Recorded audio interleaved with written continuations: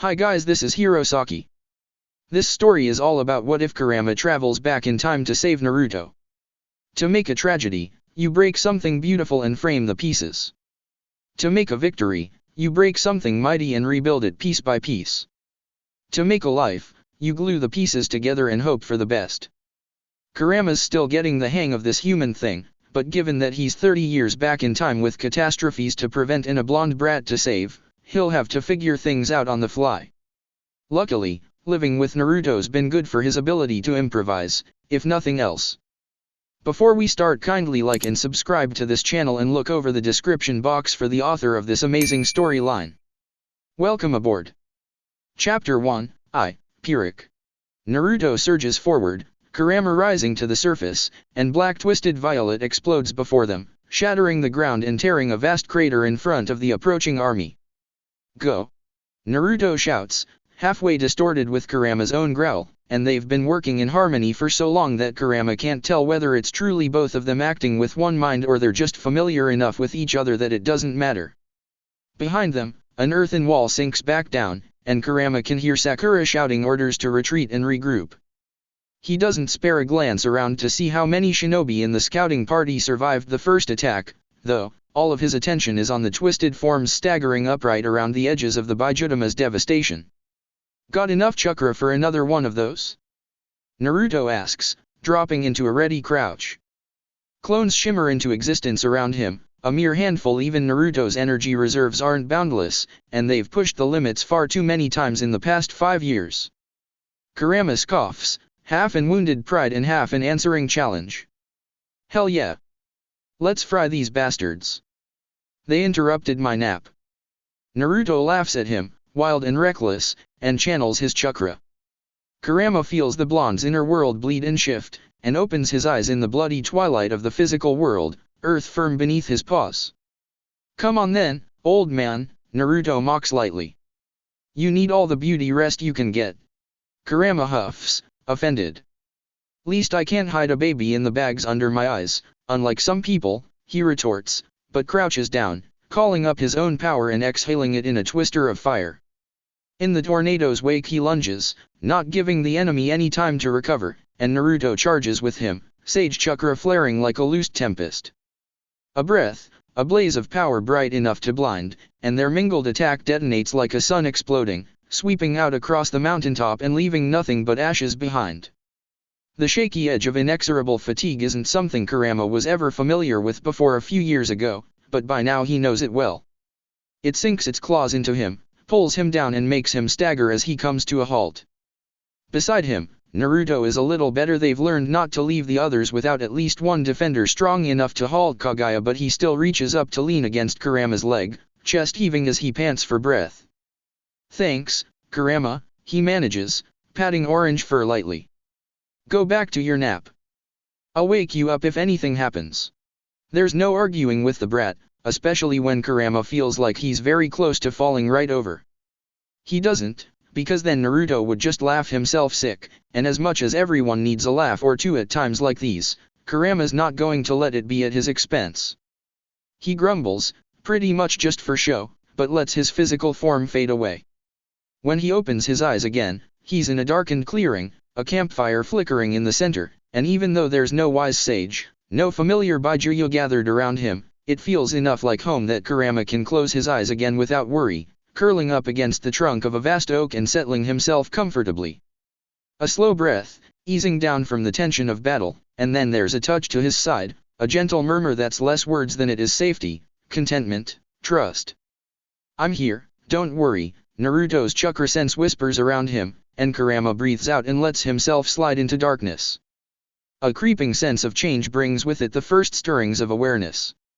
Slowly, Kurama rises from the depths of an exhausted sleep, reluctantly opening his eyes and shifting his tails away from where they cover his face. He expects the strange double vision that is his overlapping sense of Naruto's world outside and his own surroundings of forest and firelight. What he gets instead is darkness. There is no noise. There is no light. There's not even the faintest hint of anything around him, and for the first time in a very long while Kurama feels a trickle of apprehension worm up his spine. He rises to his feet, but doesn't quite dare a step into the nothingness surrounding him. Naruto, he tries instead. Naruto, what the hell? No answer. Somehow Kurama can't bring himself to feel surprised. He calls for his chakra and crimson cuts through the darkness, sweeping around him and then rising in a tightening spiral as he reaches for the outside world. There's no sense of hatred near them, no malice, nothing but the deep undercurrent of grief that he's grown accustomed to over the last year. He stretches, reaches, chakra rising like a cloak, and a feeling very much like having a door slammed right in his face. Kurama recoils with a yelp, somewhere between alarmed and affronted. The little brat just blocked him, shut him out completely, the way he hasn't in a good 20 years. Knowing Naruto, that either means the brat is dying or nothing's wrong and he's just being stupid and secretive. Honestly, Kurama isn't sure which he'd rather it was. Because he's nothing if not stubborn, Kurama braces himself, digs his claws into the ground, and tries again. This time the lash of power is closer to a windstorm than a testing gust, and he can feel something shake in the distance, as though it's about to give. Instead of a closing door, this time he gets a swat with a newspaper. Stop it, Kurama! Naruto snaps, shimmering into existence between his front feet. I'm trying to concentrate. That's why it's called concentration, brat, stop letting yourself get distracted, he retorts automatically, before his eyes narrow sharply. Something's different with the man, something's changed, even though it can't have been more than a few hours since Kurama saw him last. If he didn't know better, Kurama might even call the look hiding behind Naruto's normal enthusiasm, well, desolation is just about the only word that comes to mind. Wait a minute, he growls. Just what is it you're trying to do? Did Kaguya? Naruto dismisses that with a wave of one hand. Everything's fine, so stop worrying. It'll just be another minute or two. But keep your chakra to yourself, got it? Without so much as another word, he vanishes again, and Kurama snarls impotently, glaring at the spot where he'd been standing. Little brat, he huffs, but does as asked, pulling his chakra back in around him. His surroundings are a bit lighter, if still featureless a frightening thought, if Naruto can't even spare the trickle of chakra to make his head space look the way it normally does, but beyond it, Kurama can sense the very faintest touch of other. Sakura, he decides after a moment of carefully study. That's her, but amplified to the brilliance of a star gone nova, which can only mean she's using her strength of 100 seal. The power is calm, though, so it's clearly not a fight, and there'd be no reason to make Kurama sit out if it was. But still Sakura has been saving that power for years, hoarding it for some desperate situation they won't escape any other way. People have died so that the survivors can maintain this last, desperate ace. Between that and Naruto's sudden, complete lack of extra power right now, it's more than just suspicious. Still, Kurama trusts Naruto more than he ever has another soul. He'd even doubt the Sage of Six Paths before he would Naruto. If Naruto says to wait, he'll wait, even if it makes him twitchy with nervous tension. Only an idiot wouldn't be nervous, with Sakura and Naruto so clearly working on something together. Just one missing now, Kurama thinks a little grimly, sinking down on his haunches and wrapping his tails around himself. Just one, but he's not coming back anytime soon. Kurama has no fondness for any Uchiha, but even he can mourn what Sasuke's loss means for Naruto personally. Even he can feel the sheer depth of pain that Naruto hides behind a smile. It is, he thinks, probably very similar to what drove Obito mad the first time, though Naruto doesn't have a Sharingan to push him further down the road to insanity. Sasuke isn't the only loss, of course, isn't the only death to push Naruto closer and closer to the edge of despair, even if he'll never allow himself to go over. Too many, these last 5 years, all of them Naruto's precious people, all of them lost as Kaguya stretches her malevolent influence across the elemental countries. Like a tide she's swept away all before her, and now only a scattered handful of shinobi are left, trying to halt the flood. Kurama is stubborn to the point of being pig-headed, but even he sometimes can't understand just why they all keep fighting. Except, it's Naruto. It's Naruto rallying them, pushing them on, keeping their spirits up and their thoughts on victory. And in the face of that, who would ever be able to give up halfway through? The tight tension sharp ache of nervousness drives him back to his feet, sends him pacing 10 long strides forward, then back again, senses trained on the outside world. He can't quite make anything out, can't see or feel the way he normally would, but there's enough chakra building that even shut away and more than half blinded he can't miss it. Naruto and Sakura are doing something, and that alone would be enough to make him twitchy. Between Sakura's seal invoked and all of Naruto's power, Kurama wonders a little viciously if this is it, if this is the blow that will end the war. It would be just Naruto's style, coming with no warning and entirely out of left field, overwhelming even Kaguya in her insanity and leaving everyone gaping at their sudden victory. But why leave Kurama out of it, if that's the case? Naruto isn't so much as touching the Byakuya's chakra right now, even though they've long since combined their reserves. In fact, the extent to which he's not touching Kurama's chakra means that Sakura, with her more comprehensive grasp of chakra control, likely has some hand in helping him separate the two. Even now, with the world crumbling away beneath their feet, Kurama is still one of the most powerful forces in existence. The other Byakuya are gone, recaptured, and eaten alive to satisfy Kaguya's madness, and Kurama is the last one left. Both his yin and yang halves have been reunited, and he's proven time and again that he's more than able to withstand the goddess long enough to let their companions get to safety. There's absolutely no reason, if this is a victory blow, to leave him out of things. In fact, doing so reaches a level of stupidity he'd thought Naruto had left behind with his 12-year-old self. If it's not a final shot at destroying Kaguya, though, what could it possibly? The world blurs. Kurama yelps without meaning to, claws scrambling madly for purchase as everything around twists, shifts, and contorts, as if he's caught in some sort of darkened kaleidoscope. There's a gut-wrenching pull, like a vacuum opening up right in front of him and dragging him in, and for the life of him Kurama can't even begin to resist. Even as he goes sliding forward, the edges of his self blurring and shifting, he shapes his chakra into a vast lifeline and grabs desperately for his Jinhira key. This time there's no door, no swat to the nose. Things shudder and shake as Naruto reaches back, catching the metaphorical hand in one of his own, but something's wrong. Naruto burns like a volcano at the very worst of times, no matter what. He's strong and vivid and so very much present that sometimes it's hard for Kurama to see anything else at all. Right now, however, it's different. Horrifyingly, Kurama is reminded of Obito's final death, a strong figure crumbling away to ash without so much as a glancing touch. Naruto, he manages, and then again, sharper, Naruto. What is this? Stop it. For one brief moment, all he can see is Naruto, standing in front of him, not tiny, the way Kurama usually sees him, but exactly eye level. He's smiling, but there's heartbreak behind it as he stretches out a hand. Still smiling, always smiling, and the look in his eyes is love and apology and that impossible, boundless faith that first shocked Kurama out of his seething hatred and made him think. Sorry, Kurama, he says, and his voice is warm. But this was the only way, and you wouldn't have agreed if you'd known. Agreed to what? Kurama cries, struggling against the pull still dragging him backwards. Naruto, what did you do? We're going to fix things, he says, blue eyes burning, and his fingers brush Kurama's cheek. There's no sense of fur, no fox's snout, and Kurama goes still, too shocked to fight. He slides back another foot before he can regain control of himself. Naruto takes a step to match him, and reaches out to grab Kurama by the shoulder. The drag of darkness eases, and on instinct Kurama reaches up, curling his fingers around Naruto's wrist in return. A human hand, he notices with bewilderment. Long fingers with familiar scars, dark brown skin, a sharp contrast to Naruto's deep tan. Claws, still, but far smaller, more like sharpened fingernails than his normal talons. What? He whispers, dazed and panicky all at once. Naruto.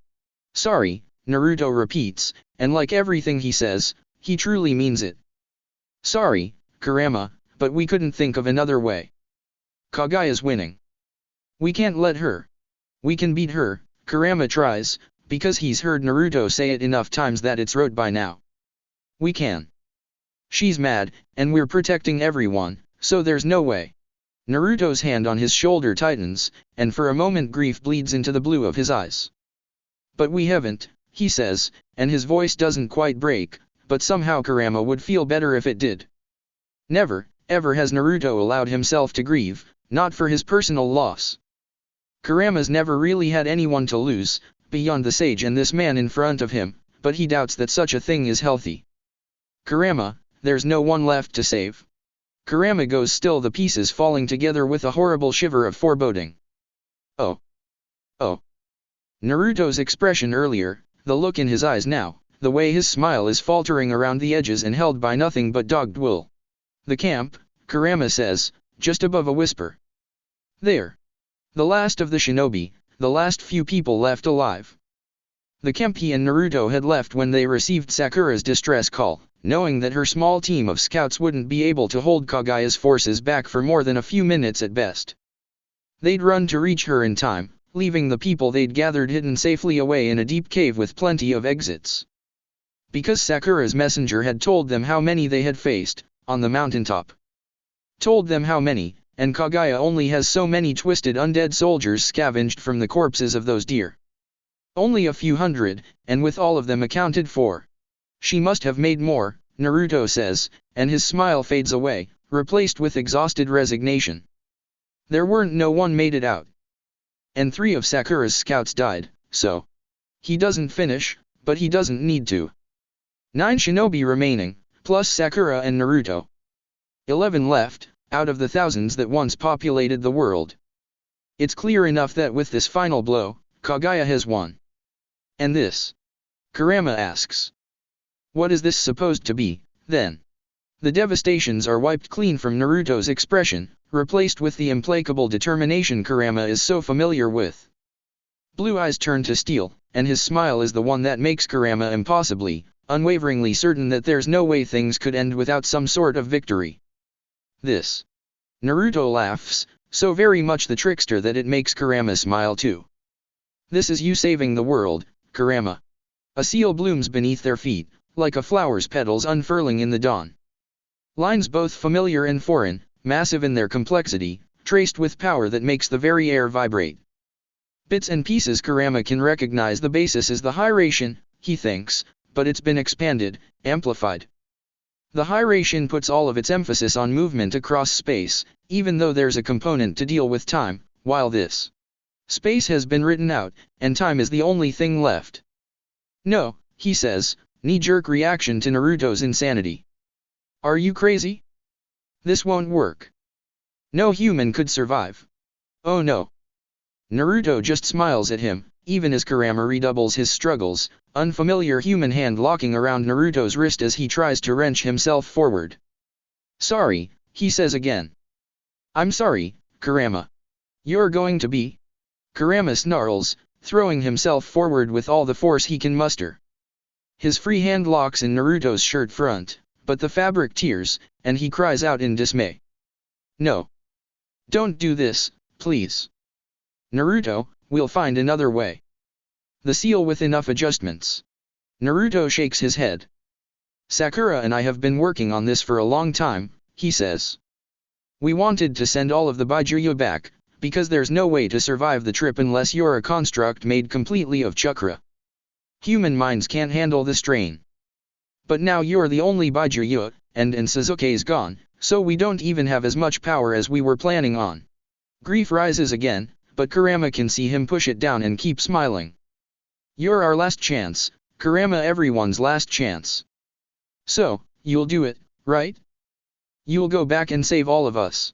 It's blackmail, pure and simple, playing on the emotions that Naruto gave Kurama to begin with. He pauses, staring into Naruto's eyes, and can't see anything except faith and conviction in a burning, searing hope the likes of which he hasn't encountered in far too long. Naruto, he says, and can't manage another word. You can do it, Kurama, Naruto tells him, stepping closer. He doesn't hesitate, but throws his arms around Kurama and hugs him, impossibly tight.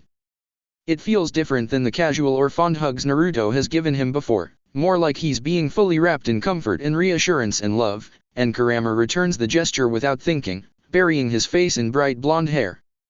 Against his ear, he can hear Naruto whisper, "You've always been a hero, Kurama.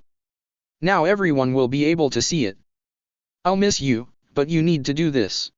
Like you're giving me a choice," Kurama manages, and his voice breaks.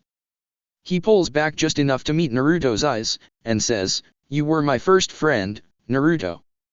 I couldn't give a damn about most of the world, but for you. I'll save you. You have my word, you manipulative little brat. For a moment, Naruto looks about to argue. Then he huffs and reaches up, rapping his knuckles against the side of Kurama's head. I wouldn't be me without my precious people, he reminds Kurama, so you'd better save them too, bastard fox, got it. Kurama laughs before he can help it, and Naruto grins back, and they both pretend that their faces are dry instead of wet with tears. A pause, and then Naruto lunges forward again, wrapping Kurama up in another tight hug that steals the breath from his lungs and leaves his heart aching. Then he loosens his grip, steps back, and Kurama forces himself to untwist his claws from orange fabric and let him go. Bye, Kurama, Naruto manages, raising one hand in a half-hearted wave. Kick some ass for me, okay? A hint of a smirk, and he adds, and look in a mirror as soon as you can, got it? Kurama doesn't even want to know. He just shakes his head, turning to stare at the twisting darkness behind him, and answers, careful not to let his voice shake, see you soon, kid. He gets a laugh for that, warm and startled, and he's smiling when he lets himself be dragged headfirst towards an impossibly long fall. And then, behind him, there's a flicker of power, a vast surge of cruel chakra, and a scream. Kurama jerks around, lunges back before he can stop himself, and the world blurs into the sharpness of reality. He sees Kaguya, looming and deadly, Sakura collapsed and lifeless before her, Naruto pale and shaking but standing firm. He raises his hands, but all of his power is wrapped up with Kurama, being sucked away into the seal painted across his skin, and there's nothing left.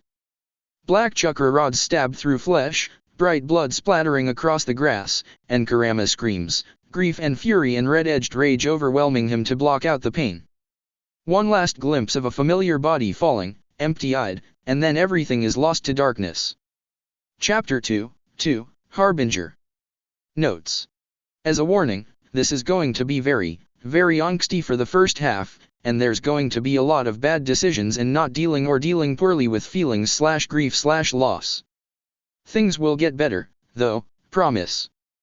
He crashes to earth in a surge of dust and shattered stone, appearing out of the darkness with a thunder crack of impact and a burst of chakra like a detonation. Half an instant of light is his only warning, and Kurama throws up his own chakra automatically, cushioning his fall as much as possible. It still burns, hurts like skin scraped raw as he hits the snowy ground hard enough to leave a crater behind.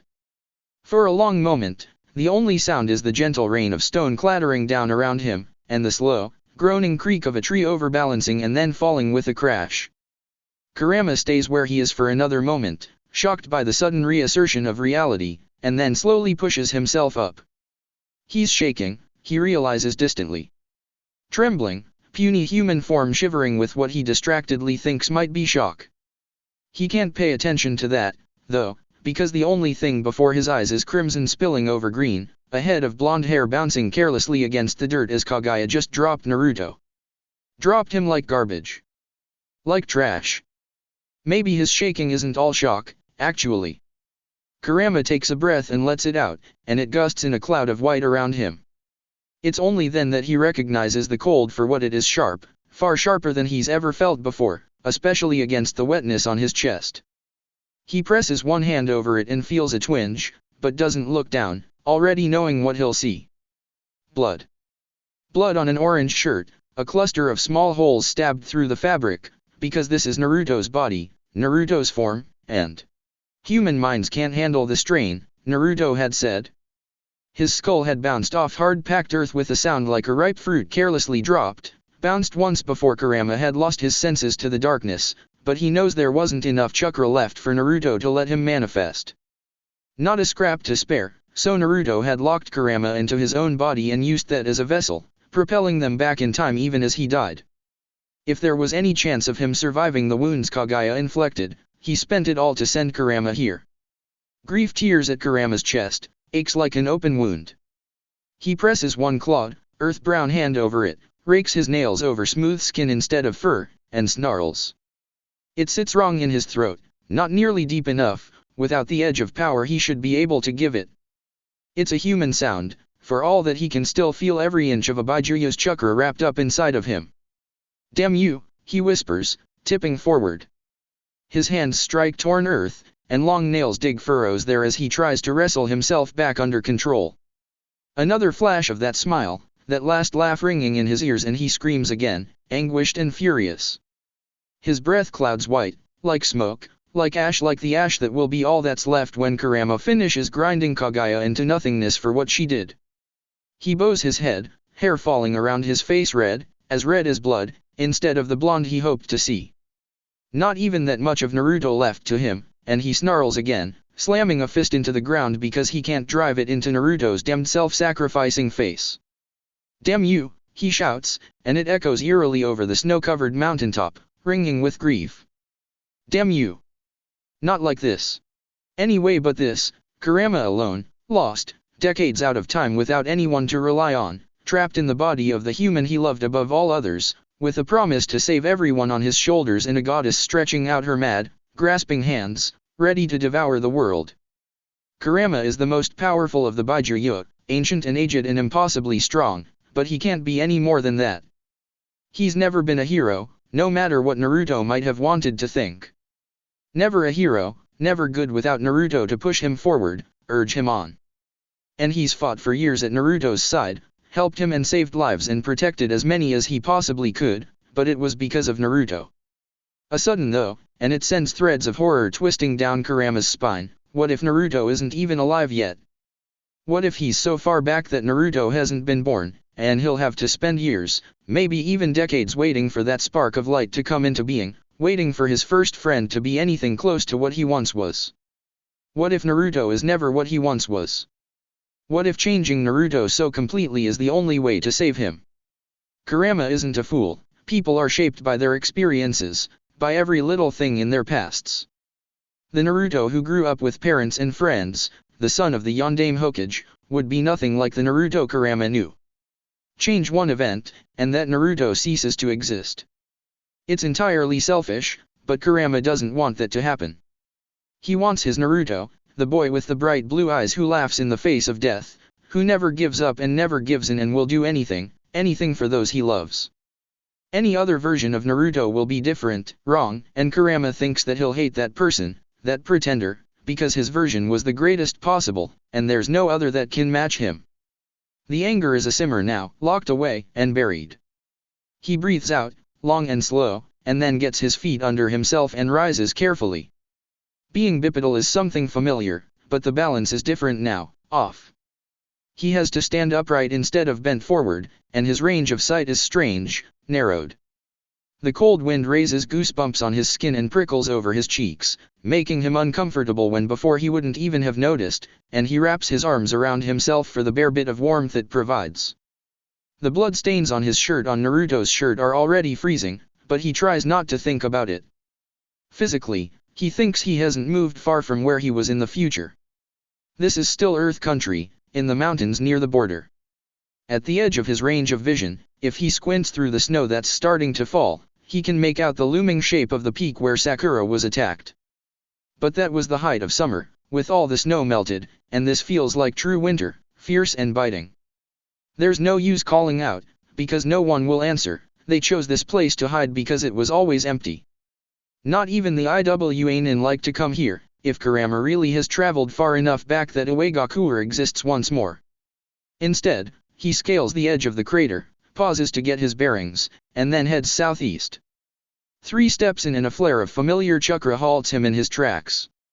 Kurama whips around towards the west, eyes scanning the sheer drop-off a few yards ahead of him and then dropping to study the forest of rocky outcroppings below.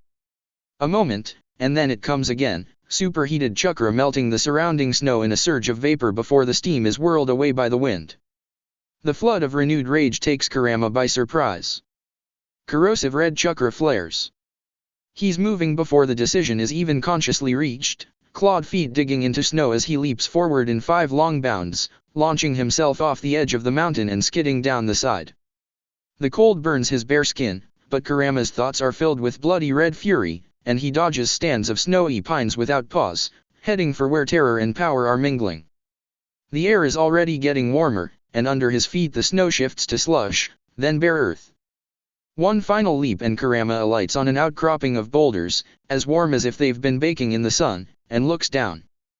Between the close-set arms of the mountain, a man in red and black armor is facing down a man in a familiar black cloak decorated with clouds. Kokuo's chakra is roiling, angry and frightened even as his Jinhyur ki channels it into creating more steam, but Kurama barely pauses to notice his fellow Baijuya. Lips pulling back from blunted human teeth, he snarls fiercely and leaps from his perch, landing squarely between the Akatsuki member and the IWA shinobi. One glance and he remembers the man, remembers that he nearly killed Naruto once before, and Kurama growls, "Kakuzu." Pupilless green eyes flicker over him, then away, dismissive and bored. "I don't know you, so you've got no bounty," the man says indifferently. "Get lost. I'm busy." Kurama laughs, rough enough that it tears at his throat, hurts, but he ignores the stinging ache. "Where's your partner?" he jeers, and sees Kokuo's Jinhyur ki twitch nervously. "Hiding in the bushes? You Akatsuki dogs wouldn't know how to fight honorably if your lives depended on it, would you?" That gets him another glance, sharper this time, and Kakuzu shifts his attention fully to Kurama. His eyes narrow warily, and he demands, "How do you know that name?" Giving the man a smirk that's more malice than anything, Kurama takes a step closer, then starts circling, and is vindictively satisfied when Kakuzu turns to follow him, ignoring Kokuo. "What, Akatsuki? How about Pain, or Nagato? Maybe you'd be interested in how I know it's Uchiha Madara pulling your strings." Bet you didn't know that." Judging by the faint widening of those wary eyes, Kakuzu didn't. Well, Kurama hardly plans to let him escape and make use of that knowledge. His heart is thudding in his ears, making it hard to think beyond getting his claws into Kakuzu and just tearing, but it's enough to know that no matter how immortal Akatsuki's treasurer is, he won't be leaving this place alive. Kakuzu might be good at planning, good at tricking his opponents, might use his age to his advantage, but Kurama is older still, and angry. One of Kagaya's puppets is standing in front of him, and if he can't take his revenge on the goddess right now, her pawn will at least make for a convenient distraction. "Where's your partner?" he asks again. "I might as well leave my little brother to deal with him while I put you down like the mad dog you are." Kakuzu shifts, settling into a stance Kurama saw through Naruto's eyes a long time ago. "Dead," he says carelessly. "The fool gambled away 3 of my bounties, so I killed him. Not hidin', then." That's a decent mark for judging how far in the past he is, and Kurama lets his smirk deepen a little. "Well then, I guess there's no helping it. Kokuo will just have to sit this one out." 2 confused looks, for that, but the chakra around the Jinhyur ki flickers, and Kurama lets his own unfurl an answer, rising like a tide around him. It burns in the grey darkness like a shroud of red, and Kurama laughs cruelly when Kakuzu takes a quick step back. "I could," he says lazily, circling Kakuzu like the bounty hunter is prey, "just kill you once, really thoroughly, and be done with it. But I think that sounds boring, don't you? He shouldn't play with his food." Naruto's chided him more than once for talking too much when he gets his enemy's attention on him and, pots and kettles there, but Kurama doesn't care. He's a fox, first and foremost. If he wants to toy with an opponent before he kills them, he's cat-like enough to justify it. Foxes are closer to feline than canine, after all, even if they're far superior to both. Still, it seems Kakuzu's patience, at least, is at its end. He twists his fingers into the snake seal, making his skin darken and harden, and then moves forward in a fast lunge. Kurama digs his toes into the bare earth and dodges, sliding under the first strike and coming up with a hard kick. Usually he'd use a tail, slam the bounty hunter into the side of the mountain and then roast him, but this form is weaker. His claws scrape but don't penetrate, and his kick barely slows Kakuzu down.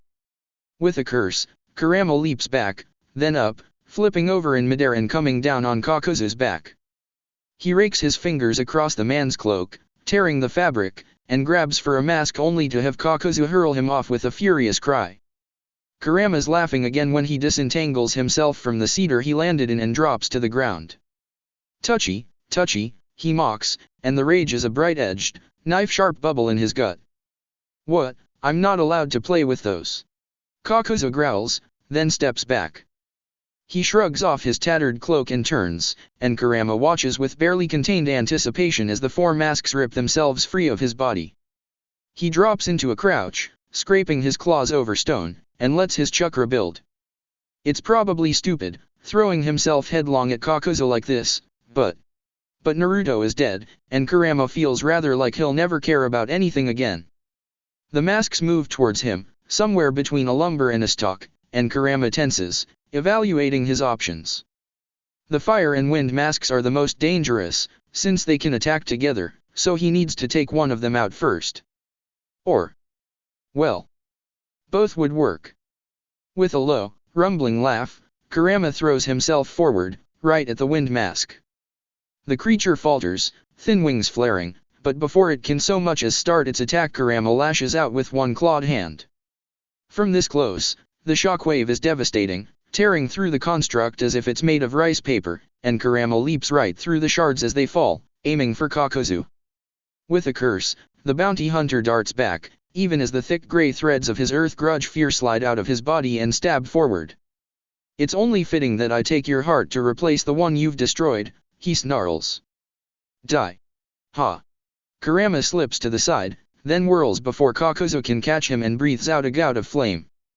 The threads twitch away, and Kurama uses the opening to go low, rolling underneath them and coming up with his claws bared, aiming for a gut wound. His nails catch on stony skin and scrape without leaving a mark.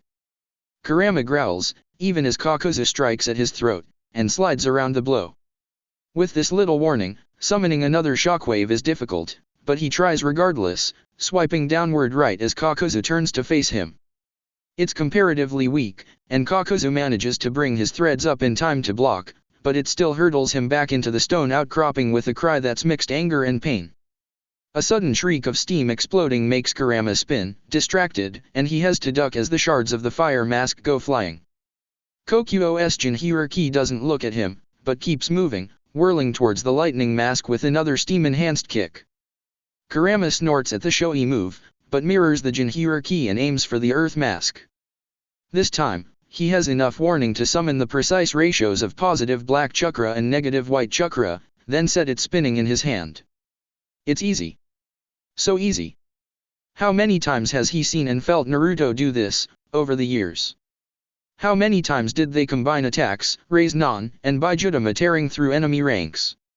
How painful is it, to think that it will never happen again?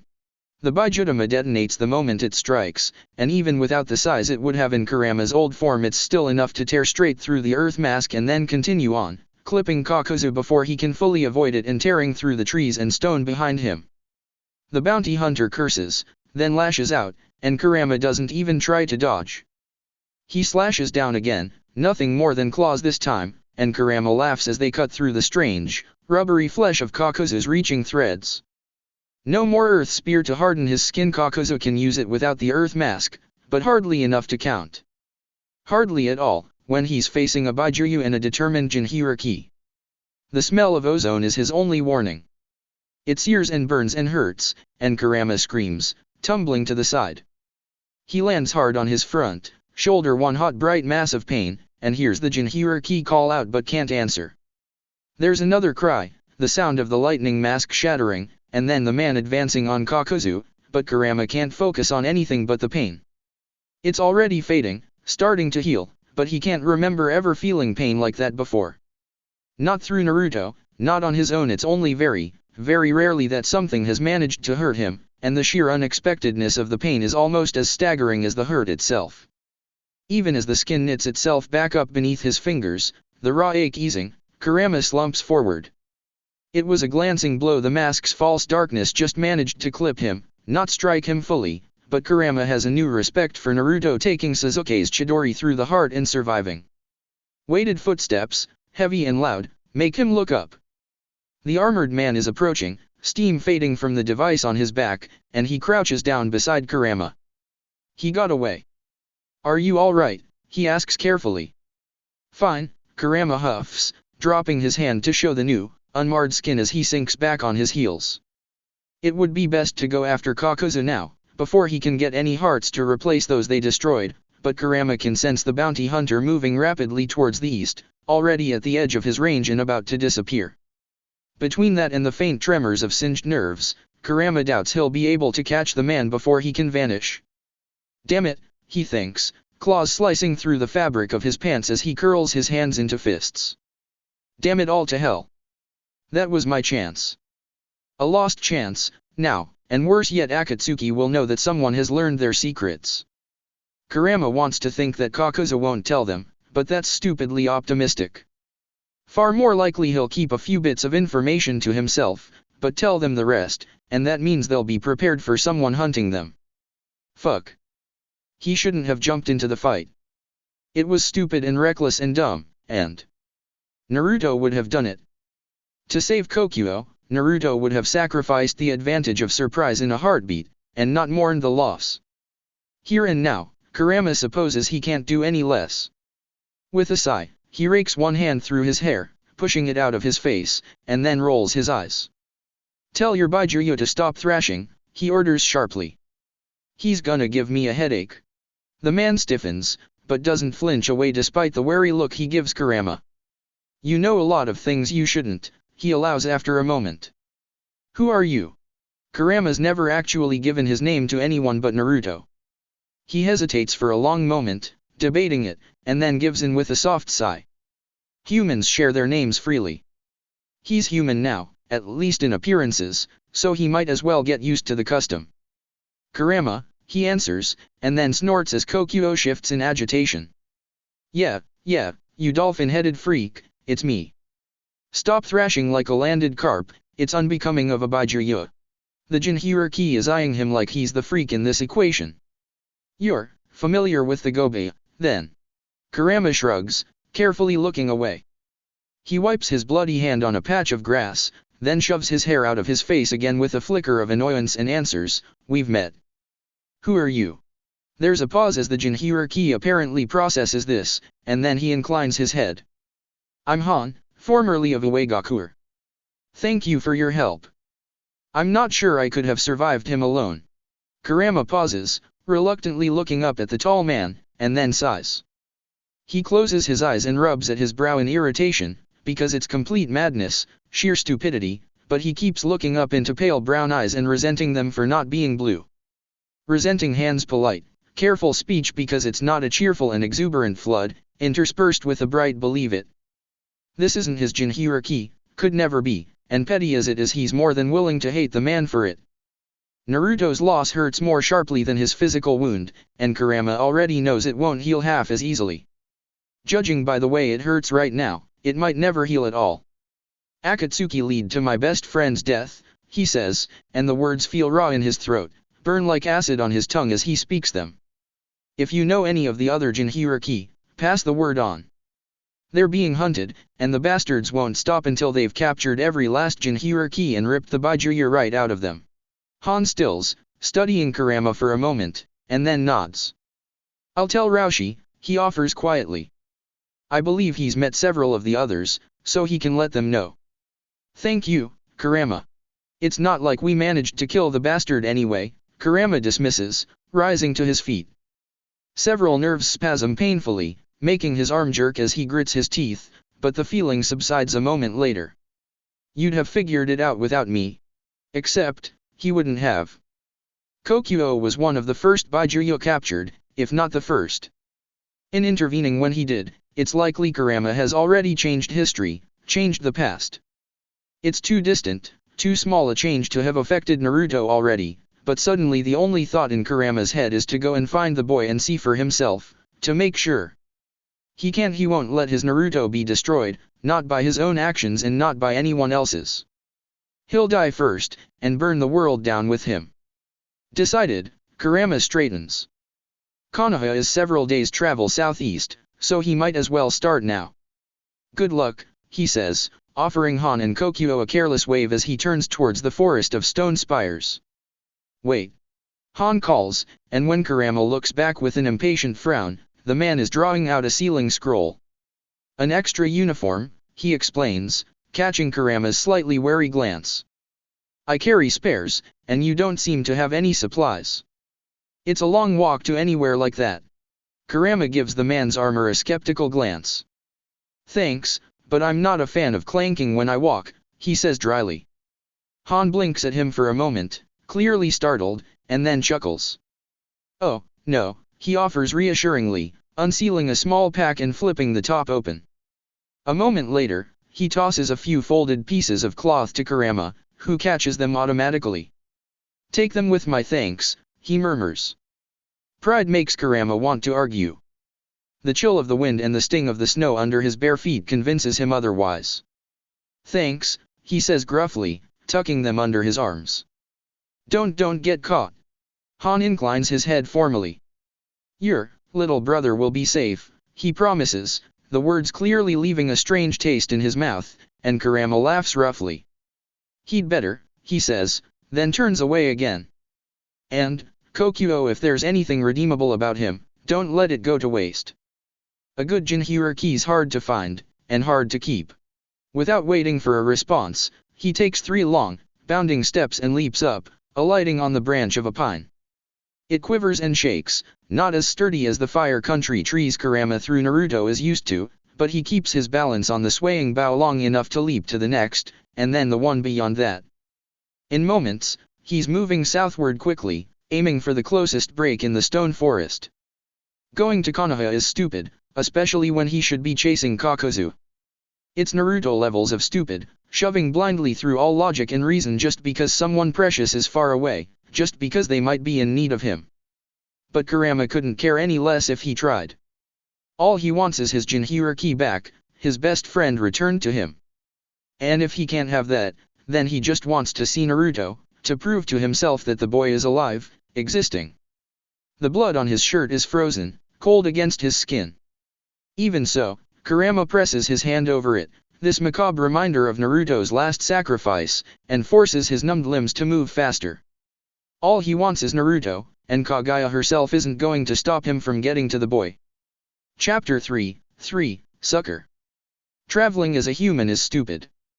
Likely Kurama should already be used to the tedium of having to walk everywhere when a single stride covers a yard, if that, but the thing about spending a good chunk of his existence in another's body is that it means he could tune out whenever things weren't interesting.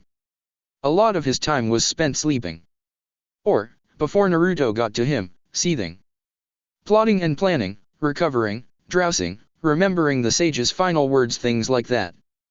None of it has prepared him for the fact that he now moves at the equivalent of a slug crawl when compared to a Baijuya's usual strides. It's disconcerting, too, to see actual people everywhere. Well, not everywhere, because it's clearly winter, and most people are smart enough to stay indoors when faced with Earth Country's snow and Fire Country's biting cold, but there are still more of them than Kurama is used to. Kaguya never cared about collateral damage, and civilians were wiped out quickly. She couldn't use them the way she could shinobi corpses, no chakra systems, or systems that were severely underdeveloped, Sakura had theorized once, but she hadn't wanted to chance those capable of molding her chakra being born somewhere along the line.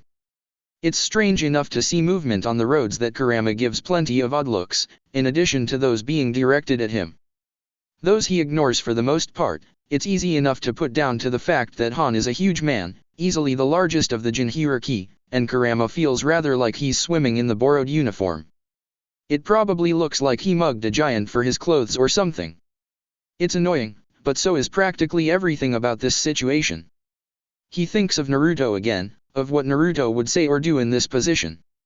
He'd probably be laughing, bright and amused, walking along with his arms crossed behind his head and no plan to speak of, but every assurance that things would work out.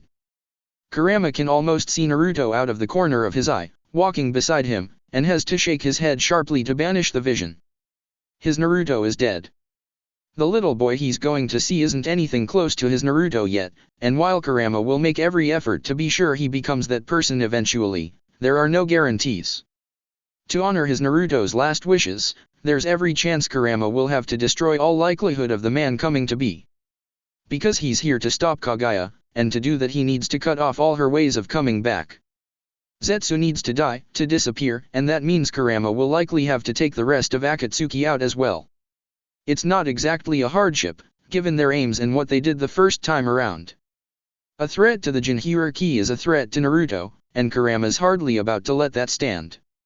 Anger simmers just below the surface of his aggravation, a touch of rage twisted up with the iron control Kurama learned over decades of imprisonment.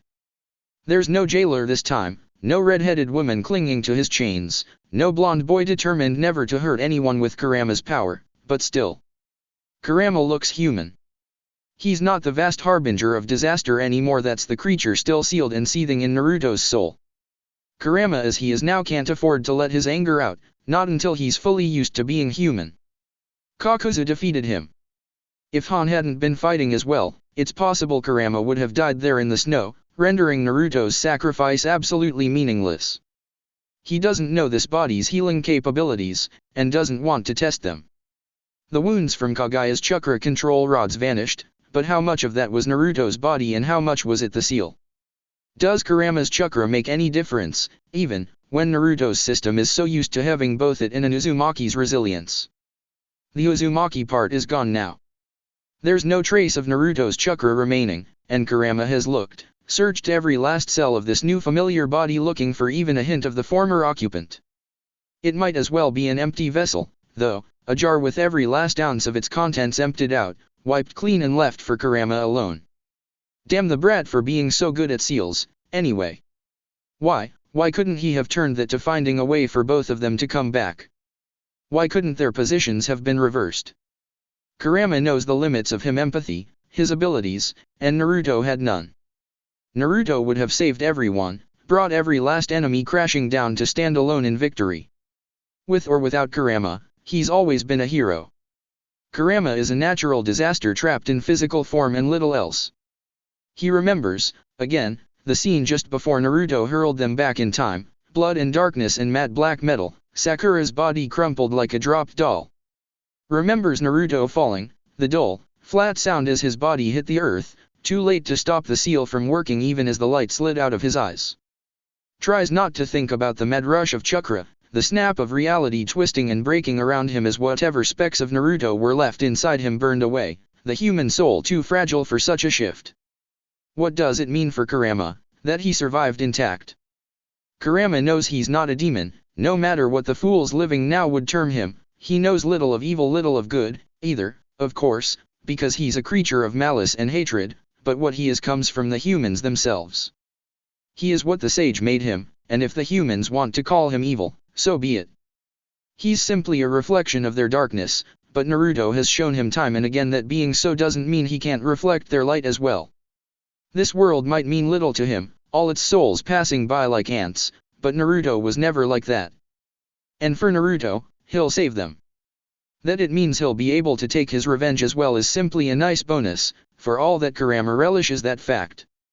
The temperature is dropping rapidly as night falls, and Kurama grimaces, casting a glance up at the deep gray clouds sliding across the horizon.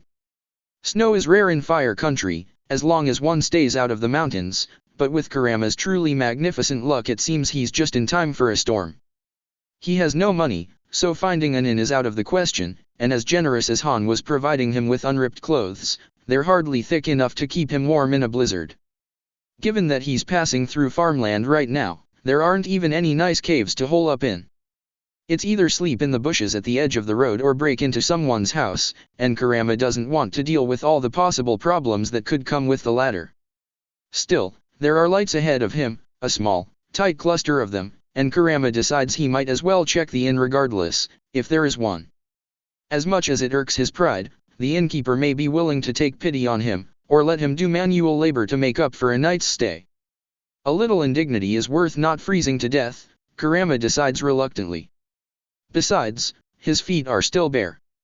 He's starting to lose the feeling in his toes, and as inexperienced as he is in listening to a human body's warning signs, he knows that can't be a good one. At least moving is coming more easily now, Kurama thinks a touch sourly as he makes it to the outskirts of the tiny town. Getting into a fight was good for that at least, even if Kakuzu did almost fry him in the end. It's not like it's the first time he's been in control of Naruto's body, either, but the emptiness is unnerving.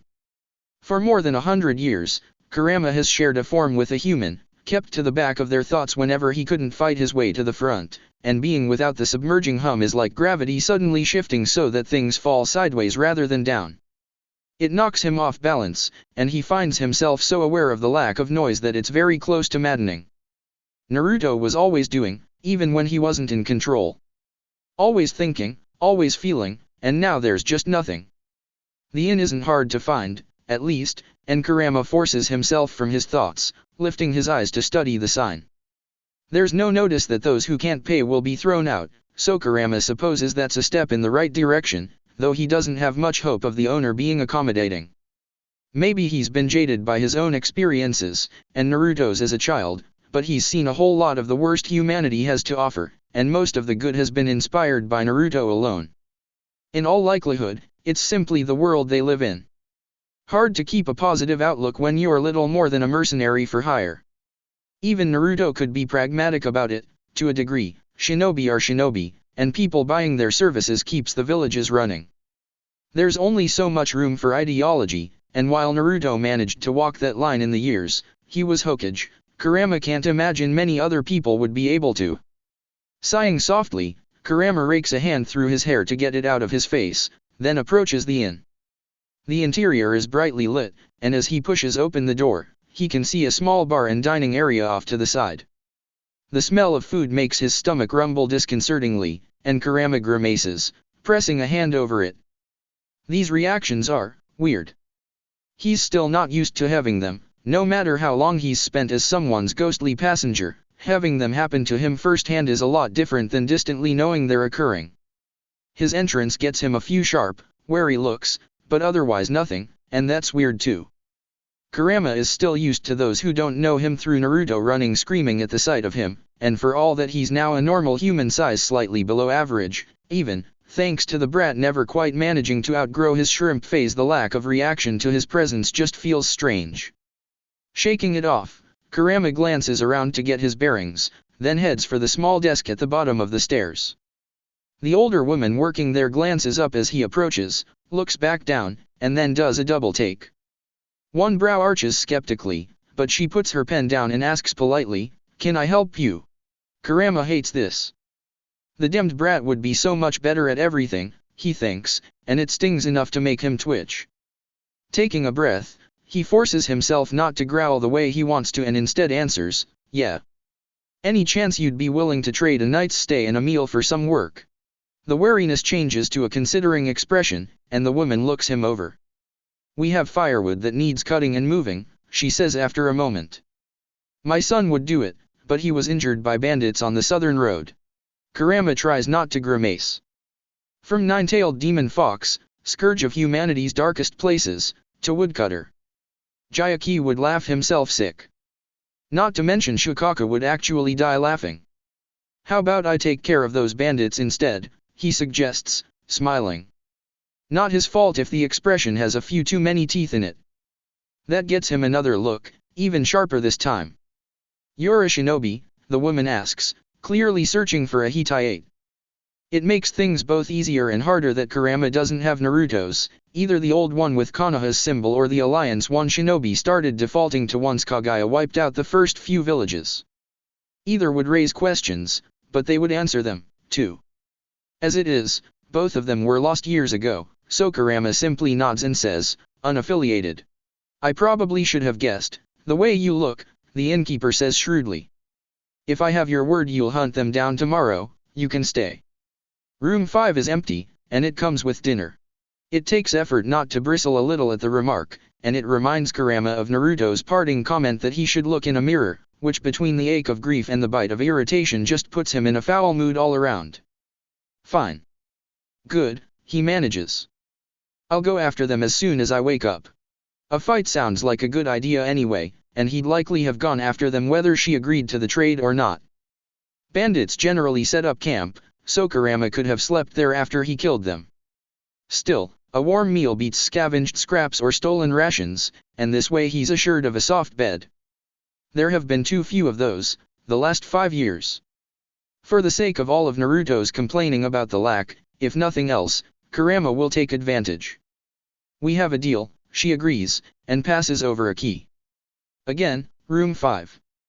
"I'll have one of the girls bring your dinner, if you want to find a seat." Awkwardly, Kurama nods his thanks, then turns to look for an open table. There's one in the corner, tucked back against the wall, and he heads for it with some relief, instinct telling him to find somewhere dark and stay there. He's hurting, even if his physical wounds are already gone, and there's enough of a real fox in him to want to hide until the pain is gone, even if the more rational part of his brain knows it won't work. He remembers Naruto's grief, after Kaguya killed Sasuke. It ebbed, sometimes, but it never fully eased, and even though Naruto was a best friend rather than a lover to Kurama, he doesn't expect his own pain to be any different. Some things heal with time.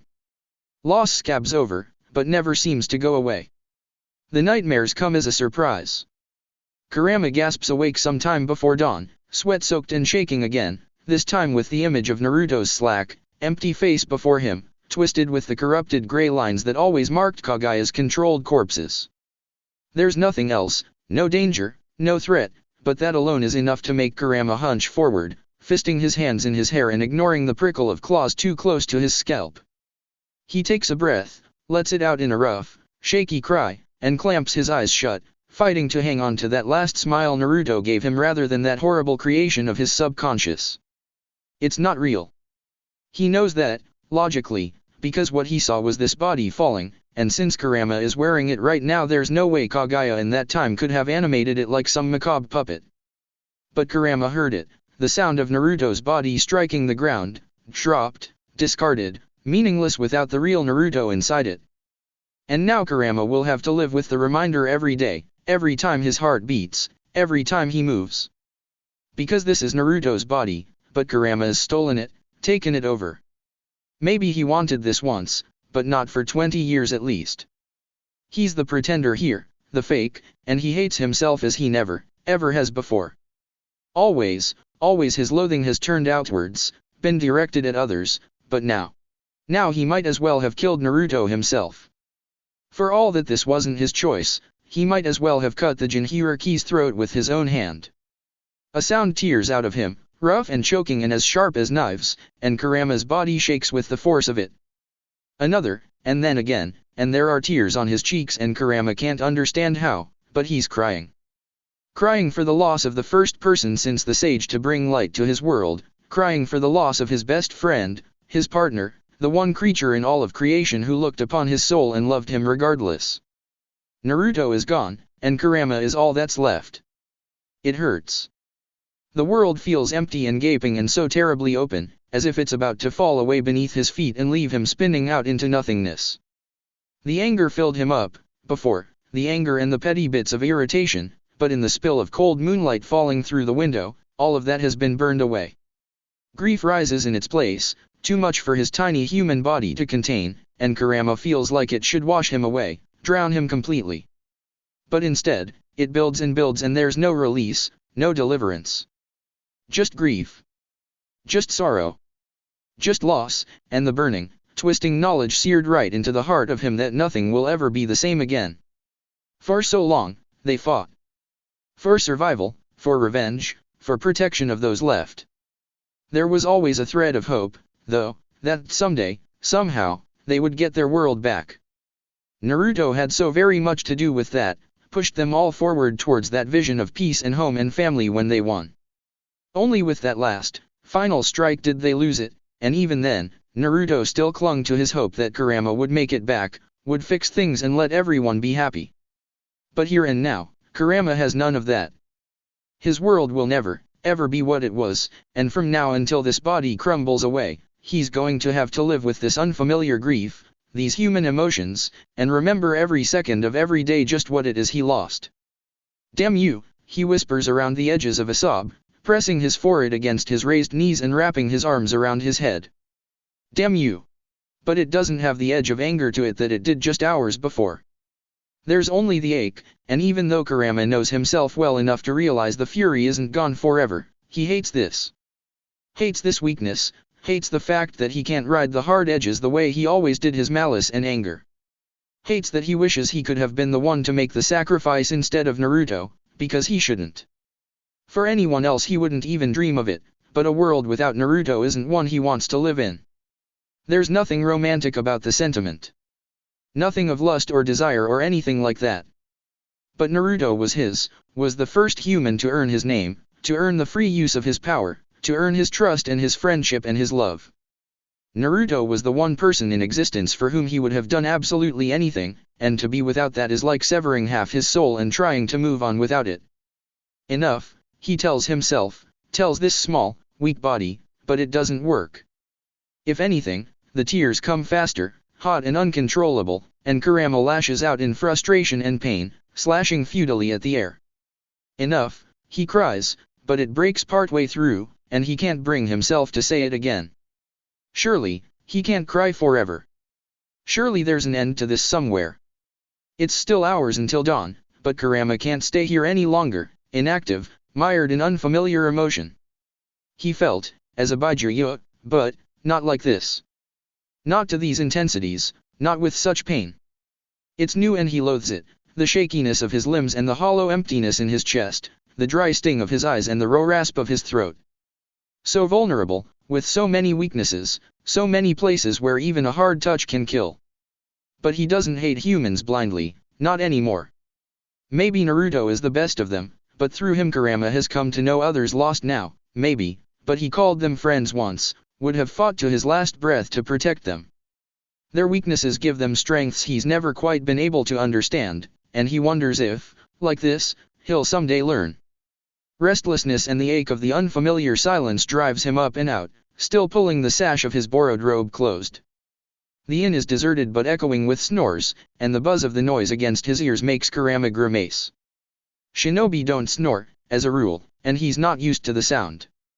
It's enough that he's surprised he remained asleep as long as he did, and he's quite happy to get away from it now as he moves quickly down the hall. The innkeeper from the night before is just turning on the lights as he enters the main room, and she gives him a look of faint surprise. "You're up early, Shinobi," she says, even as she turns away. Meaning to get an early start. "Best to hit them while they're still half asleep," Kurama says gruffly, eager to leave. The presence of other humans itches at him, like fur rubbed the wrong way. He doesn't want to look at them and remember the reason he's here, the reason Naruto is dead. Because Naruto died for them, even if they'll never know it. And maybe that's actually part of the reason they don't know, can't know, will never be able to look at any version of Naruto and understand the lengths to which he'd go to save them. Kurama resents them for it, because he won't allow himself to envy them their ignorance. Naruto is worth more than that. For a long moment, the woman makes no acknowledgement. Then, slowly, she turns, and studies him with an unreadable expression. "You have no weapon," she points out. Kurama shrugs, half lifting one hand so the pointed tips of his nails catch the light. "Don't need them," he counters, and takes a step towards the door. "The southern road, you said?" This time, the woman lets him go and doesn't call him back. "Yes," she agrees, and then, when Kurama is almost out the door, "Good luck." He doesn't answer, pulling the door shut behind him. There's a thick layer of snow on the ground, a chill wind sending ice crystals dancing up through the air, and Kurama wishes futilely for paws and fur to withstand the cold.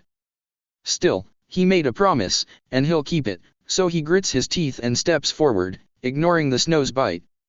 A breath, careful and steadying and slow, and he opens his senses as he starts south, seeking any feelings of malice or hatred. There are some here and there, scattered bits from dreams or one or two people, but nothing beyond the ordinary. The malice it takes to prey on fellow humans is something deeper, more sinister, so Kurama keeps walking, passing out of the town and into a small wood. The shadows cast by the three-quarter moon are long and dark, but not oppressive to a Baijuya's eyes, and he moves easily, silently through the darkness. Stealth, at least, comes easily after 5 years of hit-and-run fighting against a goddess, and Kurama is confident that he won't be seen unless he wants to be. Naruto would like this, he thinks, and the faint bitterness of the painful thought is undercut with the stirrings of anger once more. Helping people, trading services, defeating enemies, it should be Naruto here, not Kurama. Not Kurama, who keeps his word because that was Naruto's way, who does good because any less would leave Naruto disappointed in him. Not Kurama, who is reeling from this first true loss of someone close to him. His fellow Baijuya were, regrets, because he couldn't save them, but the anger always overwhelmed the sorrow. Not so now, like this, because the absence of Naruto hurts worse than anything else he can imagine. But he can drown it out, he thinks. He hopes. Fighting Kakuzu left no room for anything else, only action and reaction and bubbling, bright-edged fury at this little reminder of Kaguya. Fury is better than grief. Anger is better than sorrow. Kurama can endure the former, he has no experience surviving the latter. He takes a breath and lets it out in a white gust, then closes his eyes, coming to a halt. Up ahead is a knot of malevolence and petty cruelty, exactly what Kurama once spent centuries hunting. At the edge of his hearing, there are people stirring and talking, sharp bits of an argument, and Kurama smiles thinly. "Found you," he murmurs, and ghosts forward, keeping crouched low to the ground. Firelight flickers through the trees, muted and shielded, but it's enough to see by. Kurama presses himself into the shadows of a gnarled oak and makes to slip around it to get a good look at the camp, but someone's already there. Kurama blinks, caught entirely off guard, and the shinobi in the painted mask blinks back. That's it for this reading. Hit like and subscribe for a free ticket pass going to the different worlds of anime fanfictions. Looking forward to having you on board again.